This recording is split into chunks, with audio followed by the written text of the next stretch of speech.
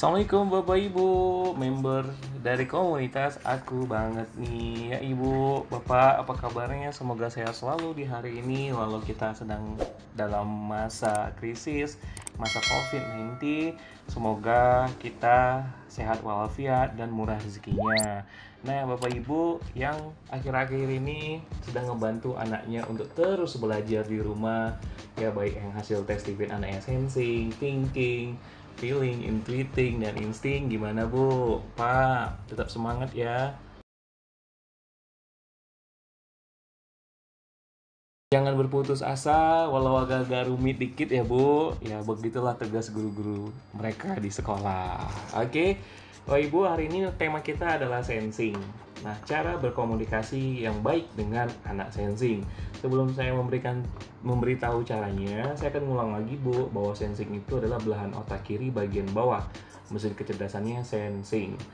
Mereka adalah orang-orang yang dengan tagline-nya buktikan. Hanya kalau kita tidak memberi contoh praktek di depan mata dia, maka dia akan susah untuk menyerap pelajaran kita. Begitu juga ketika kita mengajari matematika ya Bu, kita dulu yang memberikan contoh. Bahkan mereka bingung gitu untuk start nulis aja, untuk memulai nulis aja di mana ya, agak tengah sedikit, agak atas sedikit, kanan kiri atau di mana. Nah, jadi kita harus memberikan contoh betul-betul sama orang sensing ini. Mereka orangnya teliti ya, saking telitinya agak lama ya menangkap sesuatu ya karena mereka teliti gitu, lalu perhatikan detail, menuntut bukti, dan rajin. Makanya kalau belajar pasti fisiknya juga ikut gerak. Kalau perlu senam dulu Bu di rumah sebelum ngajari anak sensi.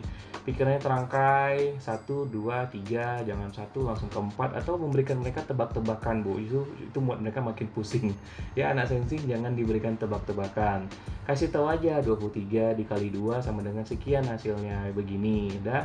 Nah, coba misalnya 45 dikali 2 berapa hasilnya, seperti itu Bu ya. Jadi jangan dikasih tebak-tebakan merekanya. Ya pengen langsung mendapatkan hasil, jadi Ibu kayak agak diiming-iming dikit dapat jajan kalau PR-nya selesai ya. Bukan masalah keluar duit banyaknya enggak Bu ya. Cuman ya di rumah kan tetap ya kita pasti sediai makanan atau cemilan. Ya kalau PR mereka belum selesai ya kasih cemilan. Mungkin itu contoh kecil ya Bu.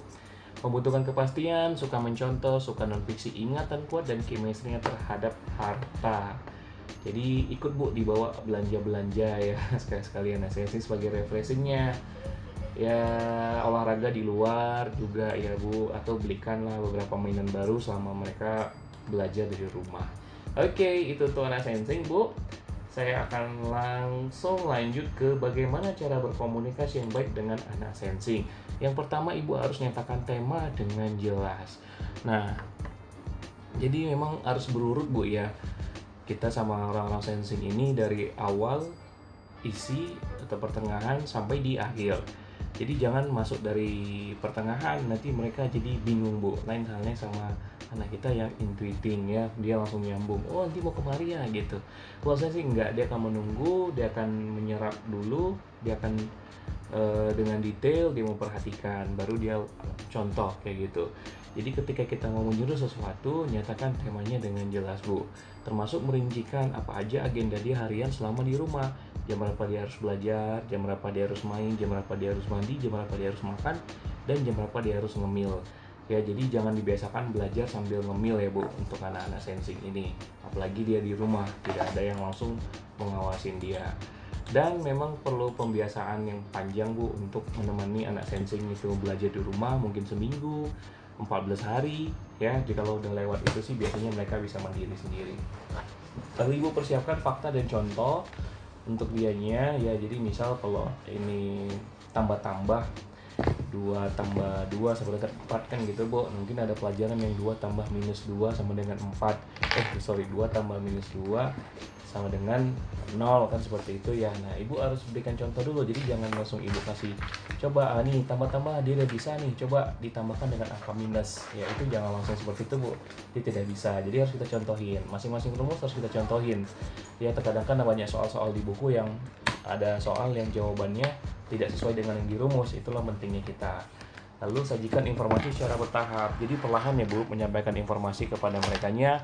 Jangan langsung jor-joran atau langsung cepat-cepat gitu, nggak bisa juga ya. Mau to the point itu pun nggak bisa juga. Mau terlalu panjang cerita juga nggak bisa Bu ya. Jadi harus secara bertahap dan jelas tahapannya.